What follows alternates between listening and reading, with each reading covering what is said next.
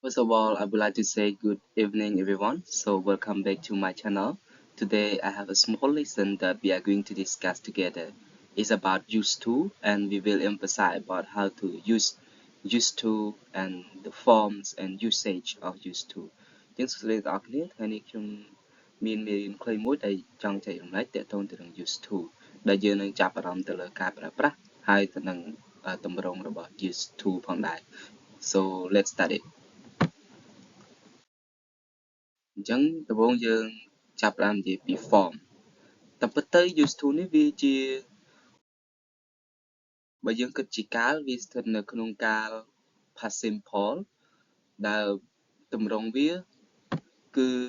ដូចទៅនឹង past simple ដែរវាមាន positive negative and question ប៉ុន្តែវាមានលក្ខណៈពិសេសរបស់វាអញ្ចឹងទៅដែលយើងនឹងធ្វើការពិភាក្សានៅពេលបន្តិចទៀតអញ្ចឹងយើងក៏លេខមកមើលពី form positive អញ្ចឹងយើងមាន subject បូក used to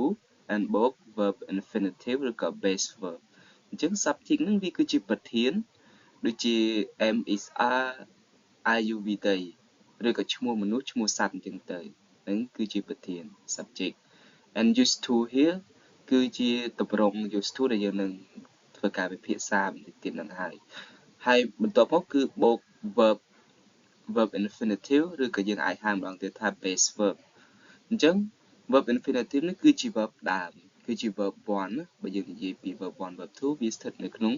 verb 1ដែលវាអត់ប្រែប្រួលទៅណាទេឧទាហរណ៍ថាពាក្យwrite verb 1 write wrote and written អញ្ចឹងទៅអញ្ចឹងពាក្យ write ហ្នឹងគឺជាទម្រង់ដើមឬក៏ជា verb infinitive write មានន័យថាសរសេរ Okay so negative form we have subject បូក didn't ឬក៏ did not used to and verb infinitive អញ្ចឹង subject ដូចយើងដឹងមិញហើយវាដូចទៅនឹង past simple ដែរដែលយើងមាន didn't អូខេអញ្ចឹង didn't ហ្នឹងវាគឺជា past ហើយអញ្ចឹង used to ខាងនេះគឺជា verb infinitive ម្ដងតិចយើងច្រឡំជាមួយនឹង use មាន ed និង use អត់ ed ដោយសារ did នេះវាជា part របស់ do អញ្ចឹងហើយវាគឺជា form មួយដែលនៅក្នុង past simple អញ្ចឹង verb នេះគឺជា verb infinitive ហើយ still plus verb infinitive អូខេអញ្ចឹងទម្រង់ question គឺយើងប្រើដូច past simple ដែរគឺ did បូក subject បូក used to ហើយបូក verb infinitive អញ្ចឹងយើងត្រួសទៅកន្លែងនេះអូខេ So now we gonna talk about usage why do we need to use used to អញ្ចឹងយើងនិយាយពីការប្រើប្រាស់របស់ used to ហេតុអ្វីចាំបាច់ត្រូវប្រើ used to ហេតុអ្វីយើងចាំបាច់ដឹងពីរបៀបប្រើប្រាស់ used to វាជាមេរៀនមួយដែលពេញនិយមដែរហើយប្រហែលជាមានចេញប្រឡងដែរអញ្ចឹង so I gonna read for you we use used to plus base verb form to talk about habit or situation that were true in the past but aren't true now អញ្ចឹងគេនិយាយថាយើងប្រើ used to បើកជាមួយបូកជាមួយនឹង base verb ឬក៏ verb infinitive ហ្នឹងដើម្បីនិយាយទៅទៅនឹងទម្លាប់ដែលនៅក្នុងអតីតកាលឬក៏ជាស្ថានភាពដែលនៅក្នុងអតីតកាលប៉ុន្តែវាឥឡូវហ្នឹងគឺវាមិនកើតឡើងទៅទេឬក៏វាមិនពិតទៀតទេមានន័យថាវាផ្លាស់ប្ដូរអញ្ចឹង used to ហ្នឹងវាជាកាលមួយដែលស្ថិតនៅក្នុង past simple អញ្ចឹងយើងដឹងហើយនៅពេលយើងធ្លាប់រៀន past simple គឺជាសកម្មភាពដែលនៅក្នុងអតីតកាលហើយវាអត់កើតឡើងវិញនៅបើន័យថាវាចប់ហើយនៅក្នុងអតីតកាលវាអត់កើតឡើងវិញនៅបច្ចុប្បន្នទេបើសិនជាយើងចង់និយាយពីសកម្មភាពឬក៏ស្ថានភាពដែលនៅ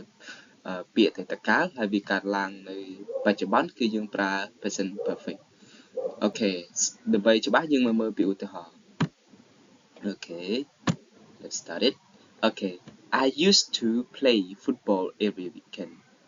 I used to play football every weekend អញ្ចឹងខ្ញុំធ្លាប់បើយើងបកប្រែទៅ used to មានន័យថាធ្លាប់ខ្ញុំធ្លាប់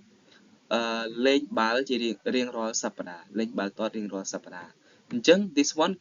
គឺជា habit right habit in the past but now I stopped playing football okay អញ្ចឹងប៉ុន្តែឥឡូវបើន័យថាខ្ញុំឈប់លេងបាល់ហើយបើន័យថា នេះគឺជាទម្លាប់នៅអតីតកាលរបស់ខ្ញុំអញ្ចឹងទៅបើហើយវាមិនកើតឡើងឥឡូវគឺវាមិនពិតទេដូច្នេះបានយើងប្រើ used to សកម្មភាពដែលយើងធ្វើនៅពេលអតីតកាលប៉ុន្តែឥឡូវវាមិនកើតឡើងឬក៏វាមិនពិតទេ Okay, next example is there used to be a big tree behind my house. There used to be a big tree behind my house. អញ្ចឹងវាមានដើមឈើធំមួយវាបើយើងប្រើតាមភាសាខ្មែរទៅយើងនិយាយថាវាធ្លាប់មានដើមឈើធំមួយនៅខាងក្រៅផ្ទះរបស់ខ្ញុំឬក៏វាមានដើមឈើធំមួយឬក៏មានដើមឈើធំមួយនៅពីក្រៅផ្ទះរបស់ខ្ញុំ behind មានថាពីក្រៅប៉ុន្តែឥឡូវបើន័យថាដើមឈើនោះគឺវាបាត់ហើយវាលែងមានទៅហើយគេកាប់ចោលឬក៏វាងាប់អញ្ចឹងទៅអញ្ចឹងវាធ្លាប់មានដើមឈើធំមួយនៅក្រៅផ្ទះរបស់ខ្ញុំអូខេដោយសារឥឡូវវាអត់មានទេអញ្ចឹងបានយើងប្រើ used to okay you got it so next is នេះវាបញ្ជាក់ម្ដងទៀតវាជា situation នៅពេលអតីតកាលមិនហាក់ពីទេអូខេ he used to live in the USA he used to live in the USA អញ្ចឹងគាត់ធ្លាប់រស់នៅសហរដ្ឋអាមេរិកគាត់ធ្លាប់រស់នៅសហរដ្ឋអាមេរិកតែថាឥឡូវគាត់លែងរស់នៅសហរដ្ឋអាមេរិកទៀតហើយអញ្ចឹងហើយបានជាយើងប្រើ used to okay you got it okay let's start អញ្ចឹងយើងមកមើលឧទាហរណ៍ជា negative form ម្ដងបើន័យថាokay យើងមើលឧទាហរណ៍គ្នា number 1 I didn't used to have a car I didn't used to have a car អញ្ចឹងបើន័យថាខ្ញុំមិនធ្លាប់មានឡានទេខ្ញុំមិនធ្លាប់មានឡានទេប៉ុន្តែឥឡូវប្រហែលជាខ្ញុំអាចមានឡានបើតាម usage គឺគេនិយាយថា but untrue now អូខេបើន័យថាអ្វីដែលយើងនិយាយនៅក្នុងអតីតកាលហ្នឹងឥឡូវគឺវាមិនពិតដូចនៅក្នុងអតីតកាលទេបើន័យថាពីមុនយើងអត់មានឡានប៉ុន្តែឥឡូវប្រហែលជាយើងមានឡានអញ្ចឹងហើយបានយើងប្រើ used to okay I didn't used to have a car okay use កន្លែងនេះគឺដោយសារតែខ្ញុំប្រាប់កន្លែង form មិញគឺ didn't ហ្នឹងវាជា past ស្រាប់ហើយអញ្ចឹង use កន្លែងនេះយើងប្រើ base verb plus base verb okay យើងចាំទម្រង់ជួនកាលយើងអាចច្រឡំ okay number 2 she didn't used to study medicines she didn't used to study medicine អញ្ចឹងគាត់មិនធ្លាប់រៀនខាយគេអសតការីទេអញ្ចឹងមានន័យថានៅក្នុងអតីតកាលហ្នឹងគាត់អត់ធ្លាប់រៀនអសតការីទេអូខេស្ថានភាពដែលនៅក្នុងអតីតកាលហ្នឹងគឺគាត់អត់បានរៀន medicine ទេ get it Hi number 3 my son didn't used to like vegetables when he was young my son didn't used to like vegetable when he was young អានេះកាលមុនខ្ញុំធ្លាប់លើយើងអានថា vegetable អញ្ចឹងតែយើងអានលឿន vegetable អូខេ vegetables អញ្ចឹងមានន័យថាកូនប្រុសរបស់ខ្ញុំមិនធ្លាប់ចូលចិត្តបន្លែទេនៅពេលដែលគាត់នៅក្មេងឬក៏យើងនិយាយថាពេលដែលកូនខ្ញុំនៅក្មេងគាត់អាចចូលចិត្តញ៉ាំបន្លែទេប៉ុន្តែឥឡូវប្រហែលជាគាត់ចូលចិត្តបន្លែអូខេគាត់ចូលចិត្តញ៉ាំបន្លែទេទៅអូខេសំខាន់គឺយើងចាំ form វាគឺ didn't វាដូចជានឹង past simple បើ plus ជាមួយនឹង used to ព្រោះនេះគឺជា base verb and plus base verb okay I hope you got it okay now we can focus about question 4 okay so here is our example 1 did you used to go swimming after class did you used to go swimming after class អញ្ចឹងយើងចាំ form question គឺមាន did plus subject បូក used to បូក base verb and object អញ្ចឹងទៅអញ្ចឹងតើអ្នកធ្លាប់ទៅហៅទឹកពេលចេញពីរៀនអត់ឬក៏យើងនិយាយថាពេលចេញពីរៀនអ្នកធ្លាប់ទៅហៅទឹកអត់អូខេអញ្ចឹងយើងប្រើ form នេះអូខេ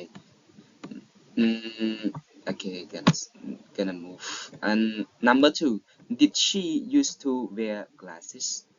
Did she used to wear glasses? អញ្ចឹងតើនាងធ្លាប់ពាក់វ៉ែនតាអត់អញ្ចឹងបើន័យថាពីមុនហ្នឹង in the past ហ្នឹងតើនាងធ្លាប់ពាក់វ៉ែនតាអត់ប៉ុន្តែឥឡូវថាជានាងពាក់អូខេវាអាចថាគាត់ពាក់ឬមិនពាក់អញ្ចឹងទៅអូខេ bởi này thay dương xu vì với đại kê thọp với được luôn tại tất cả. Okay, the last example is did people used to have telephone in World War One? Did people used to have telephone in World War One? Chúng taមនុស្សនឹងមានទូរស័ព្ទដៃនៅក្នុងសង្គ្រាមលោកលើកទី1ចឹងទៅអញ្ចឹងប៉ុន្តែឥឡូវមនុស្សមានទូរស័ព្ទដៃប្រើប៉ុន្តែយើងចង់ដឹងថាតើនៅក្នុងសង្គ្រាមលោកសម័យសង្គ្រាមលោកលើកទី1តើមនុស្សមានទូរស័ព្ទប្រើអត់អូខេអញ្ចឹងយើង ask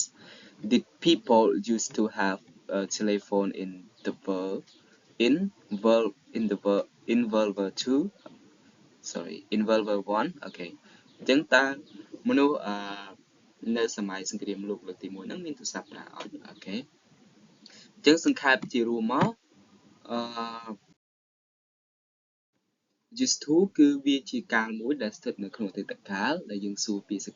រឿងរ៉ាវទម្លាប់ដែលកើតឡើងក្នុងអតីតកាលប៉ុន្តែបច្ចុប្បន្នវាផ្លាស់ប្ដូរហើយវាលែងដូចមុនទៀតហើយអញ្ចឹងយើងប្រើ used to ហើយ form វាដូចដែលខ្ញុំបានបញ្ជាក់ខាងលើអញ្ចឹងមេរៀននេះខ្ញុំសង្ឃឹមថាអ្នកទាំងអស់គ្នានឹងយល់អូខេ goodbye see you next time